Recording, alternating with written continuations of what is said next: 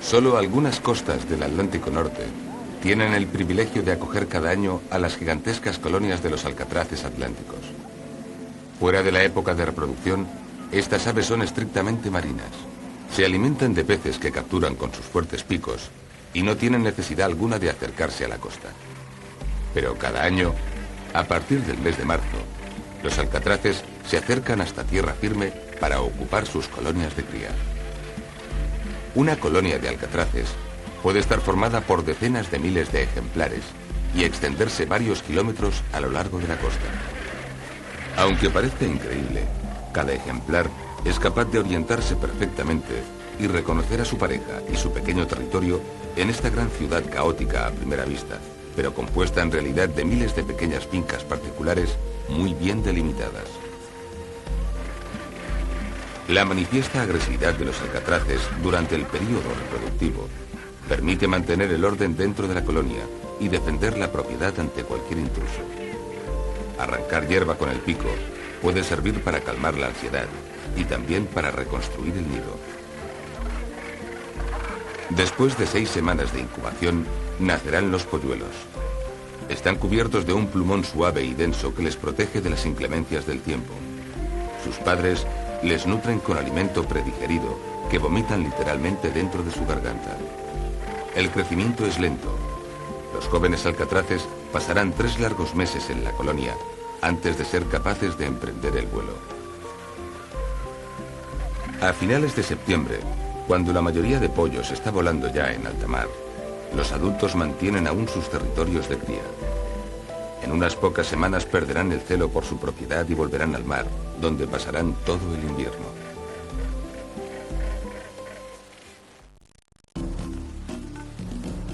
Todas las especies de córvidos se cuentan entre las aves más inteligentes, y por ello es difícil convencerles, por ejemplo, de la comida fácil que representa un comedero para aves.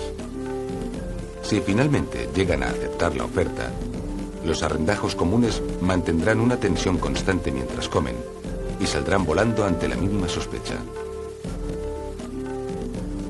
Para poder observarlos en nuestro comedero, es imprescindible contar con un buen observatorio instalado estratégicamente y también con unas buenas dosis de paciencia. Las urracas, parientes cercanas de los arrendajos, son si cabe todavía más desconfiadas. Pero también podemos atraerlas a una plataforma, con trocitos de carne e incluso con migas de pan o bolas de grasa. Una vez han localizado la nueva fuente de alimento, arrendajos y urracas volverán una y otra vez, aunque por supuesto sin perder nunca su natural desconfianza. Los impresionantes calaos bicornes son los gigantes alados de la gran familia de los calaos. Estas aves habitan las espesas selvas lluviosas del sudeste asiático. Aunque sus enormes picos pueden recordar a los tucanes sudamericanos, en realidad son miembros de 2 familias muy alejadas.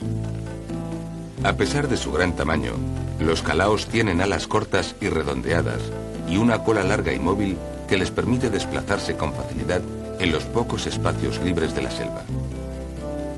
Aquí revolotean como gigantescas abubillas, sobre todo durante las primeras horas del día y al atardecer, cuando la temperatura ambiente es más agradable. Los calaos son aves forestales y difícilmente abandonan la protección que les brinda la espesa vegetación de la selva, con lo que se convierten en un objetivo difícil para los aficionados a la observación de las aves.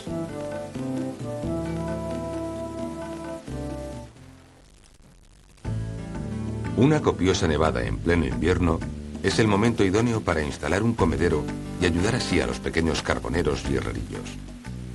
Estos pájaros son insectívoros, pero la escasez de alimento les obliga a cambiar su dieta, aceptando una gran variedad de alimento. Si instalamos una plataforma con restos de comida en el bosque o en el jardín, los invitados no tardarán en visitarnos. Los carboneros aprecian las semillas de girasol y de maíz, y les encantará especialmente un bizcocho colgado de una rama.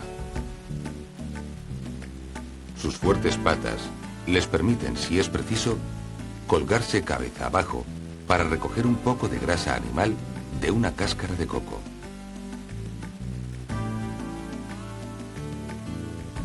Si les ofrecemos una tira de cacahuetes sin sal, ensartados en un alambre, nos obsequiarán con una completa demostración de sus capacidades acrobáticas.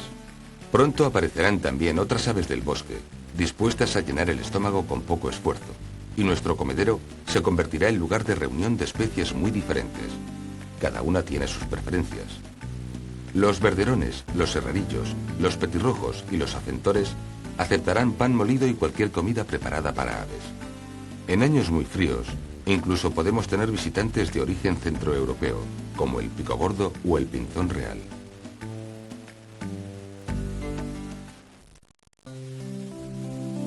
Solo unas pocas parejas de cigüeñas blancas conservan la tradición de sus antepasados y nidifican en ambientes naturales. La mayoría han cambiado las peñas y los árboles centenarios por los tejados de las casas y las torres de las iglesias. Las cigüeñas emigran en otoño, pero vuelven cada año a ocupar los mismos nidos. Después de cruzar por 2 veces el desierto del Sáhara, macho y hembra se orientan sin problemas hasta reencontrarse en su residencia de verano. La primera tarea será la reparación del nido y poco después la puesta de los huevos. Los 2 cónyuges se turnan en la incubación y también en la crianza de los pequeños. Las cigüeñas tienen buena prensa y en general la gente respeta sus nidos. La población española se acerca a las 10.000 parejas, lo que representa el 85% de la población europea. La mayor parte, casi 4.000 parejas, viven en tierras extremeñas.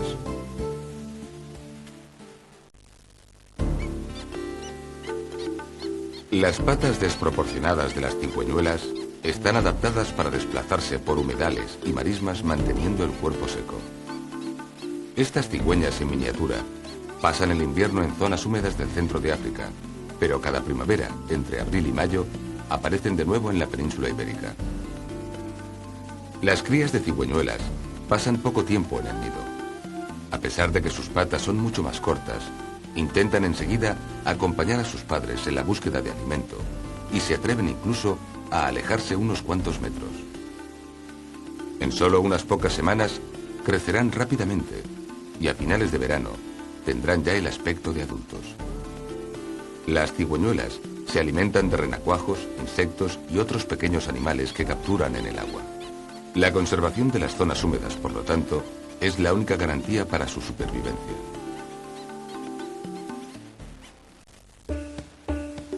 Una familia de cisnes cuellinegros puede criar hasta 8 pequeños en una sola puesta. Macho y hembra tendrán cuidado de su prole durante toda la primavera, hasta que los pequeños cisnes hayan crecido lo suficiente para afrontar su independencia. El peculiar diseño de estos cisnes sudamericanos muestra en una sola especie los 2 colores que caracterizan a todos los cisnes, el blanco y el negro.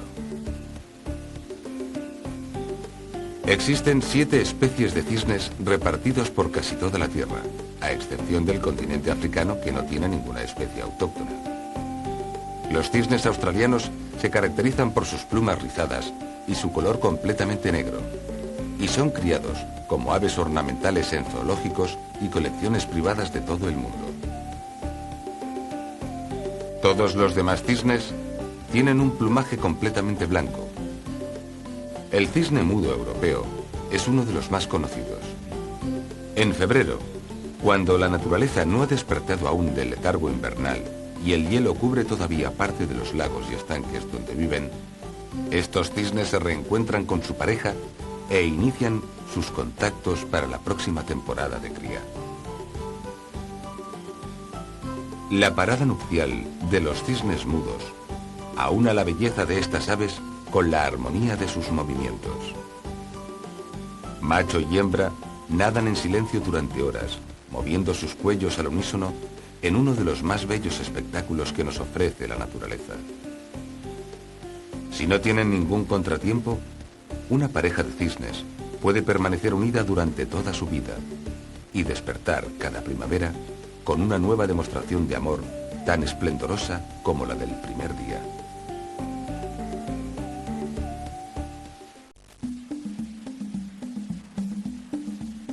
Todas las especies de flamencos son aves sociales que tienden a formar grandes colonias para reproducirse y también para buscar alimento.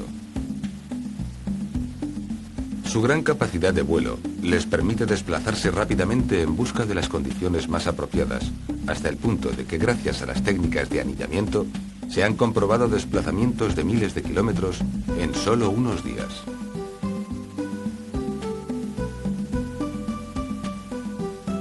Los flamencos enanos africanos forman las concentraciones más impresionantes. Los grandes lagos salinos de Kenia y Tanzania llegan a acoger grupos de más de 3 millones de flamencos en busca de comida. Estas aves se alimentan de pequeños invertebrados acuáticos que capturan filtrando el agua con sus picos especializados. En las surgencias de agua con mayor cantidad de nutrientes proliferan los invertebrados, lo que a su vez provoca una mayor concentración de flamencos. Sin embargo, esta actividad frenética puede detenerse fácilmente.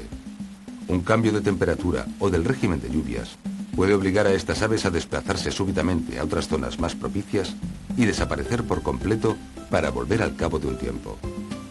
La leyenda del ave fénix, que muere y renace de sus cenizas, podría tener su origen en este ir y venir precipitado de los flamencos.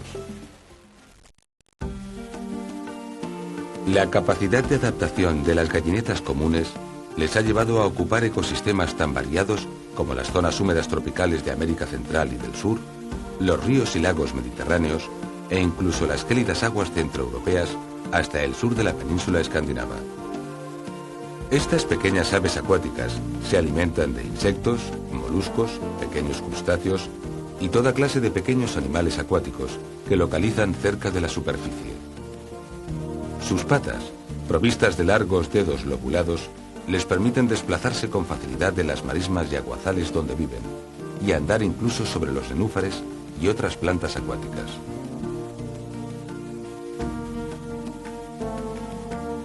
Las gallinetas comunes son aves tímidas y asustadizas, pero otros representantes de la familia de los rálidos son más confiados.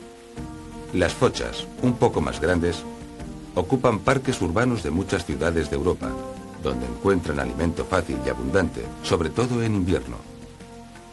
Su adaptación a la vida urbana ha llegado a tal extremo que es posible observarlas a pocos metros sin que muestren ninguna señal de alarma.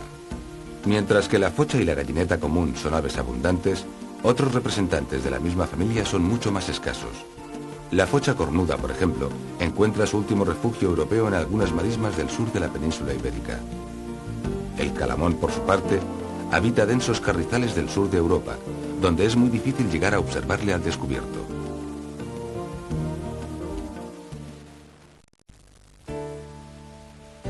Aunque al sur de su vasta área de distribución existen colonias de golondrinas comunes que nidifican en valles solitarios, en Europa, estas aves dependen de la presencia del hombre y se instalan a menudo en corrales y cobertizos de casas habitadas.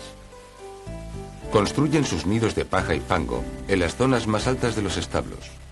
En su interior, la hembra pone 4 o 5 huevos moteados, de los cuales solo una parte llegarán a golondrinas adultas.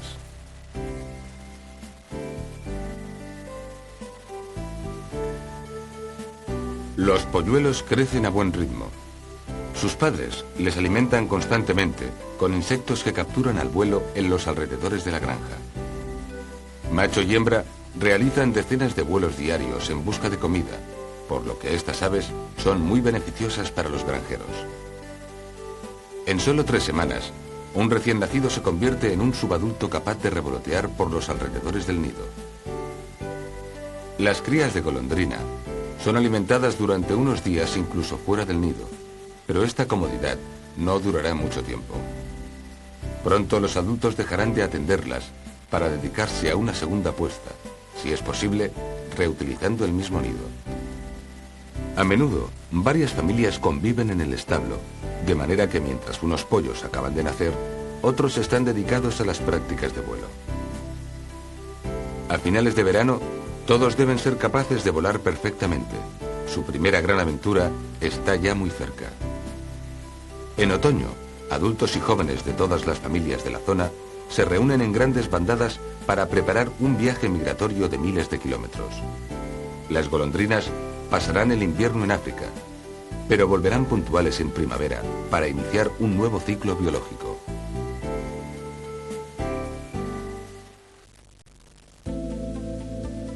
Las grullas coronadas se cuentan entre las aves más soberbias de cuantas habitan las extensas sabanas africanas. El dorado penacho de plumas que corona su cabeza las convierte en una especie inconfundible incluso para los más inexpertos. Estas aves suelen aparecer por parejas, incluso fuera de la época de cría. La ventaja de este sistema es que mientras un ejemplar está atareado en la búsqueda de alimento, el otro puede vigilar el entorno por si aparece un peligro inmediato y hay que alzar el vuelo. Todas las especies de grullas dedican varias horas al día a alimentarse. Macho y hembra remueven la vegetación con sus patas para levantar los insectos y otros pequeños seres que constituyen la base de su dieta. Sus presas son normalmente muy pequeñas, por lo que tienen que ingerir una gran cantidad de ellas para cubrir sus necesidades diarias.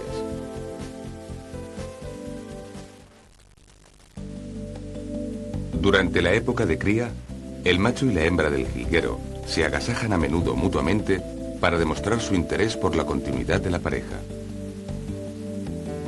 Los dos sexos se encargan de alimentar a los polluelos.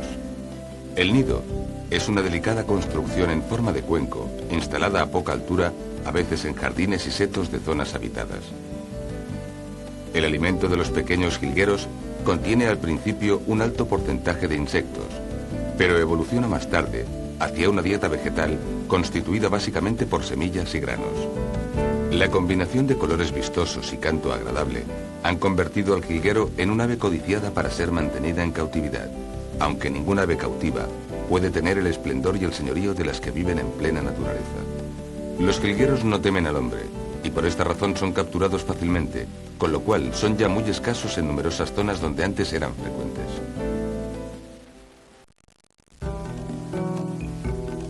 Después de la época de cría, los machos de los patos colorados abandonan a sus hembras para dirigirse a las zonas de muda. Los patos, contrariamente a la mayoría de las aves, mudan en pocos días todas las plumas remeras de las alas, con lo que durante un par de semanas se ven incapacitados para el vuelo. Durante este periodo pierden todo el colorido de la época de celo y adquieren tonos grises y pardos conocidos como plumaje de eclipse.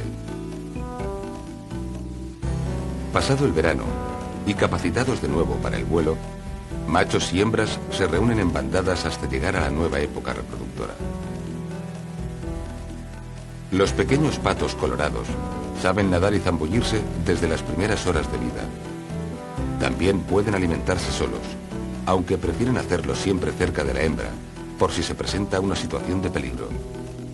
A menudo nacen un buen número de pollos, pero la familia decrece con el paso del tiempo. Los supervivientes permanecerán con su madre hasta la mayoría de edad.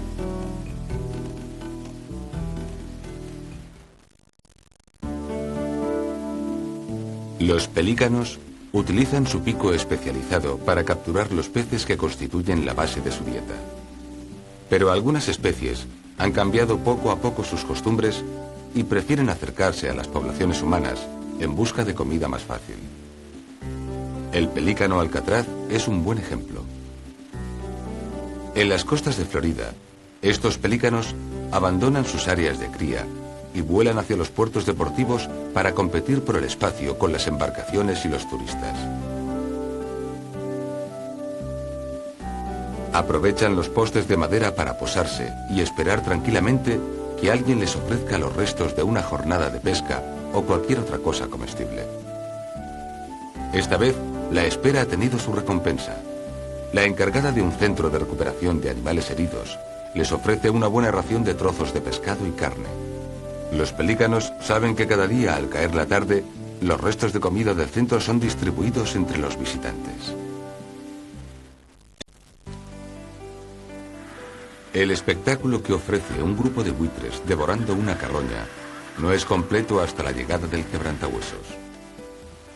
Estas gigantescas y escasas aves carroñeras están especializadas en el consumo de los huesos y despojos sobrantes de los festines de los buitres leonados. Su carácter tímido y solitario les convierte en meros observadores, mientras los agresivos buitres se disputan la carne y las vísceras, para ellos más apetecibles. Pero nuestro protagonista no tiene prisa. Nadie va a consumir su parte. Volverá más tarde, cuando los buitres hayan dejado solo la piel y los huesos. Con casi 3 metros de envergadura, el quebrantahuesos es la mayor rapaz europea y también una de las más llamativas. Los ejemplares adultos acostumbran a bañarse en aguas fangosas de la montaña, tiñendo así su plumaje de un bello color cobrizo.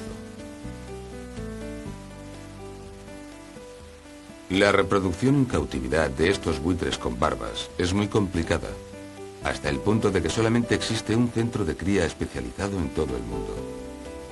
En estas instalaciones, situadas al oeste de Viena, nacen cada año 2 docenas de pollos, algunos de los cuales son destinados a proyectos de repoblación.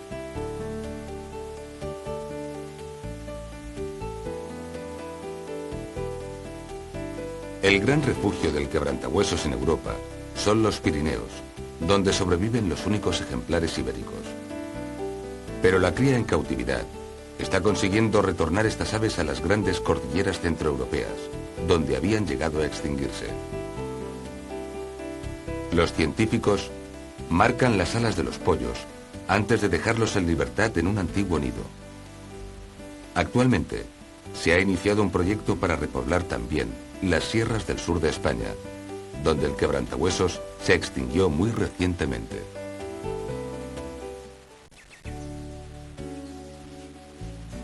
El canto del ruiseñor está considerado como uno de los más elaborados en el mundo de las aves. Para escucharlo, basta con acudir en primavera a sotos y valles umbríos de los bosques mediterráneos. Observar directamente a los ruiseñores es más complicado. Estas aves son muy tímidas, por lo que se esconden rápidamente entre el ramaje si se sienten observadas. El canto del ruiseñor, a diferencia del de otras aves, se debe a un comportamiento más cultural que instintivo. Los ruiseñores jóvenes tienen unos conocimientos innatos, pero educan su voz escuchando a los adultos. Por esta razón, hay poblaciones enteras con cantos más elaborados que otras, aunque solo un experto puede llegar a distinguir cada dialecto.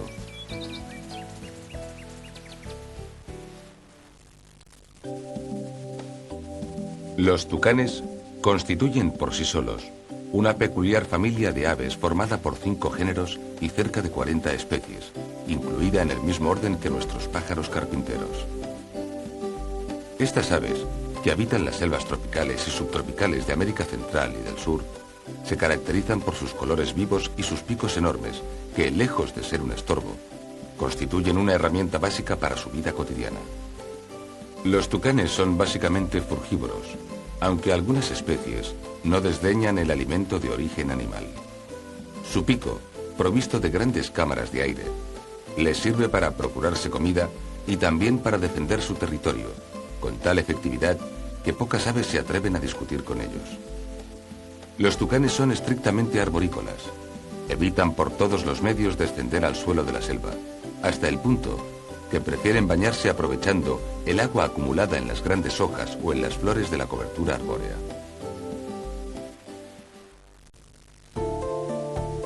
Los últimos urogallos ibéricos sobreviven refugiados en los hayedos y pinares mejor conservados de la cordillera Cantábrica y los Pirineos. Estas aves pasan horas picoteando tranquilamente en el sotobosque. Se alimentan de hojas y bayas, aunque tampoco desdeñan los pequeños insectos. El urogallo macho dobla el tamaño de la hembra, que con su menor envergadura y sus colores miméticos consigue pasar más inadvertida durante la crianza de los polluelos. Macho y hembra viven solitarios todo el año. Solo en la época de celo, entrada ya la primavera, los machos abandonan sus costumbres recatadas y reclaman a sus consortes con emocionados cantos nupciales. Durante años, los cazadores aprovecharon estos momentos de embriaguez sexual de los machos para aproximarse y abatirlos a tiros. Actualmente, sin embargo, el principal problema de los altaneros urogallos es la destrucción de los bosques donde viven.